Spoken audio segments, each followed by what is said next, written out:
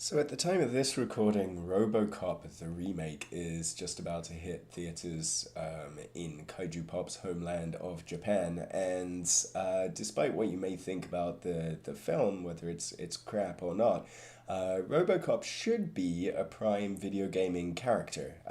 But there isn't really any big games coming out built around Robocop, except for Glue's free-to-play mobile stuff.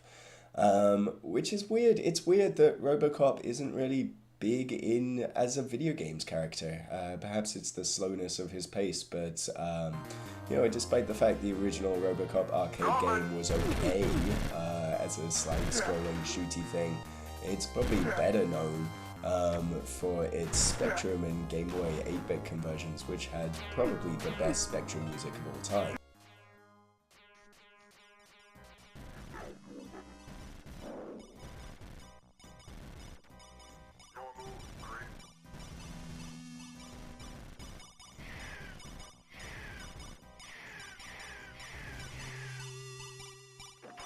Thank you for your cooperation.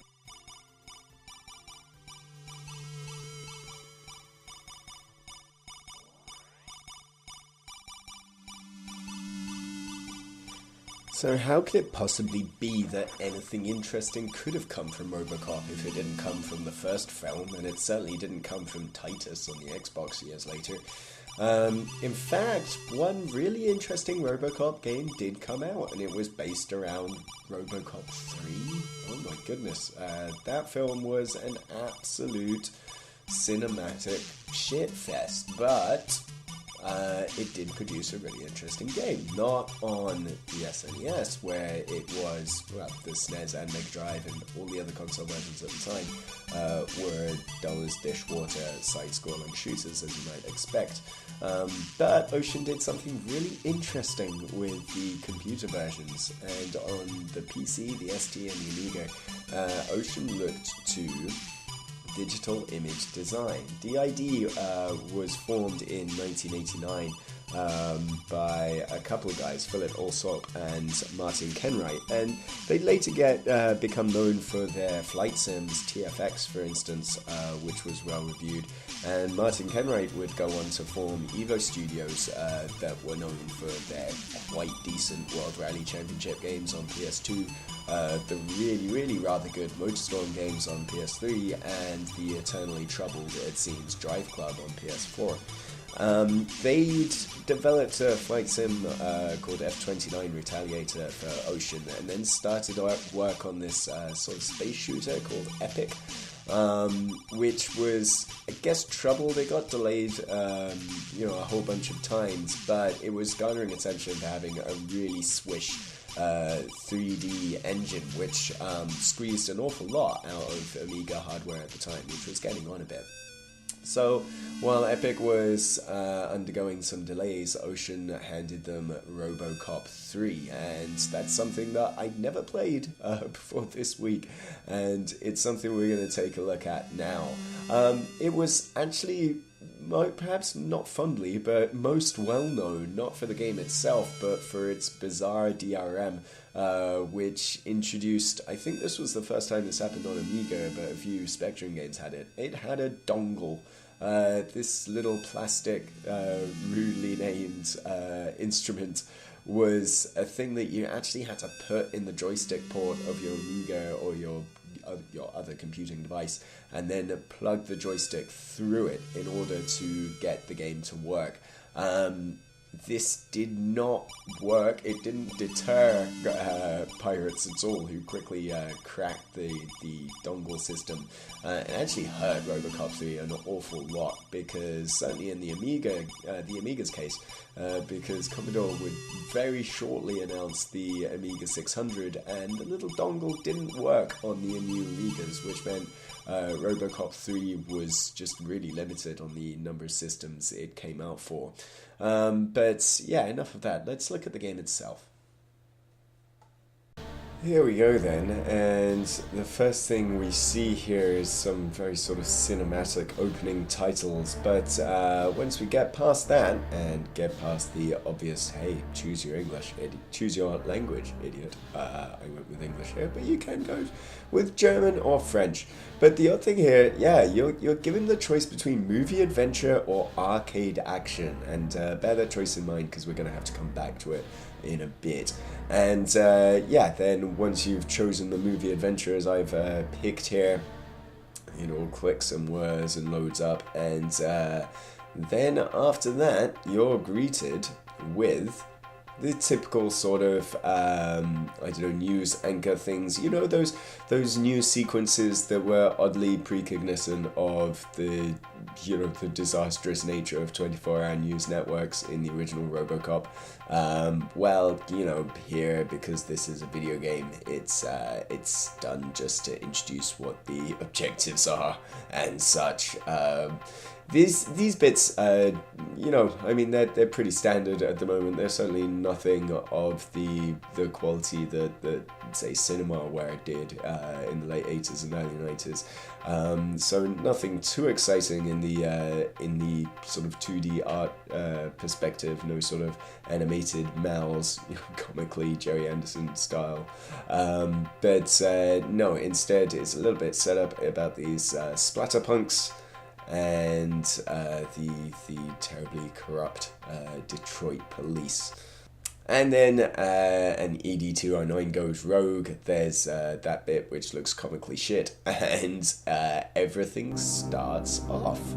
And when the game does finally start, you kind of go, oh, wow, okay, you're all in for the entire game here is in first person, and what you're actually doing right now, or what I'm doing, wow, I've just gone straight through that car, no effect. What I'm doing here is driving around kind of an open world, and the movie adventure part of this game is kind of open world-ish. There's only one thing that's going on at a particular time. There are time limits to contend with in a lot of these sections, but yeah, you're driving your car. I'm plowing through this intersection. This grey wasteland. This doesn't look very Detroit-esque. Obviously some sort of sacrifices had to be made from a technical perspective, and yeah, these driving parts are probably the weaker looking sections of the game. But it's all pretty smooth when you take into account this was running on an Amiga 500 and Atari STs and you know, PCs, yeah, but I mean the PC at the time was hardly a gaming powerhouse. It's all quite impressive, and yeah, if you look down in the bottom left of the screen, there is a map which is telling me where I should go, and I can also hit F8 and see the truck that I'm supposed to be tracing down. But I was playing for ages without realizing what the blips on the map meant. I am green, idiot, and I want to be going after the red dude. But yeah, I'm not realizing this right now, and so I was sort of tooling around, swerving all over the place. The car doesn't really slow down when you turn, it stays at a constant clip the whole time, making it a little bit hard to control. You can use the keyboard, you can use the joystick, or you can use the mouse just to swirl around, and there's a dot on the steering wheel which sort of tells you which direction you're facing in theory without actually having to bother with animation or anything like that. What you have to be aware of when you're playing this game is your efficiency meter. Efficiency is the same as health. You lose efficiency for getting hit, but you also lose efficiency if you you know, if you go against your prime directives, which the manual instructions are very keen to point out. You must uphold the public trust and protect the innocent, uphold the law, and that means that if you were to kill any perfectly innocent people, then your efficiency meter would drop just as it would if you took damage. But yeah, in the interest of time, I'm going to skirt along a little bit here. And so I was rushing about, and I was going, oh, I'm trying. Oh, that's him. That's him. I got him. I got him. I've got him. I'm gonna get him. I'm gonna get him. Oh, what? What happened? Oh no. Yeah, for whatever reason, when I was playing the driving sections of Robocop 3, I would get this bug every time I hit a target vehicle. And there's nothing you can do about it other than just, well, go, screw it, I'll just reload, and this time I'll try the arcade adventures side of things so I can play the other parts of the game. I don't know whether it was a common bug or whether it's something that's just crept into the emulation. But yeah, if you play the arcade action sections, then you can just choose whichever sort of part of the game you want to play. And then you have sort of separate objectives and separate stages built around the parts of the main game. It basically sort of removes the open world element of driving around in your car and getting objectives beamed to you, and instead just plonks you straight in the action. So I'm going to show you here what really impresses me about Robocop 3 and what really impressed everybody about Robocop 3 at the time. Wait for it, wait for it, wait for it. Wow. In a fairly small window, this is a full 3D first-person shooter in 1991. Yeah, this predates Wolfenstein 3D, let alone predating Doom by a couple of years. This came out in late 1991, and yeah, it's a rudimentary FPS, and unlike Wolfenstein and Doom, we're dealing with polygons, man. And yeah, I mean, 3D sort of first-person styled shooters, there were a few of them at the time. Games like, racking my brain, Cybermorph, is that right? Damocles, things like that. That were, that sent you sort of floating around 3D spaces, usually in spaceships. But those were very, very abstract, and it was rare to see you walking around as Robocop is doing here in an office-styled environment, going up to a lift and then oddly shooting the lift buttons in order to operate the lift. That's not really how it works, Robo. I tried sort of marching forward at first and I couldn't figure it out, before realizing there is no interact button in Robocop 3. You shoot stuff and they work.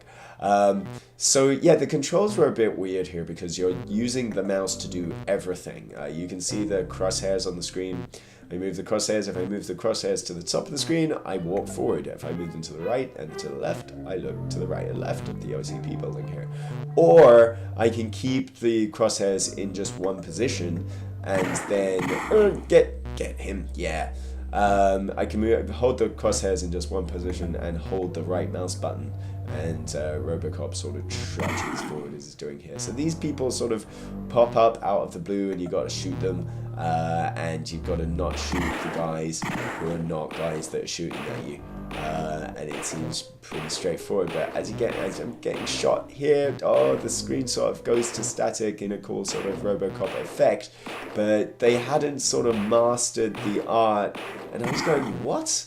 How could he, what? I'm sure at first someone was shooting at me from behind, but that guy for some reason was able to get me despite having no line of sight, and yeah, that's the problem with these games. A, it's very difficult. At the time, they hadn't sort of figured a way around of displaying where damage was being taken from, but B, this game is ruthlessly unfair if you're playing from a modern perspective. And yeah, some of them throw grenades which are comically shaped like cartoon bombs, and Robocop takes one of those hits and he's dead. That's kind of, I suppose, similar to on-rail shooters of the era where enemies would throw grenades at you, right? And you can, in Robocop 3, shoot the grenades out the air, apparently. But they were just adding insult to injury, just pounding grenades onto my corpse. But yeah, sort of one hit and you're dead with those things. And yeah, it felt sort of on-rail shootery and with no comparison point at all. Oh, poor Robocop there. Oh dear. terminating the Robocop project there. Dear.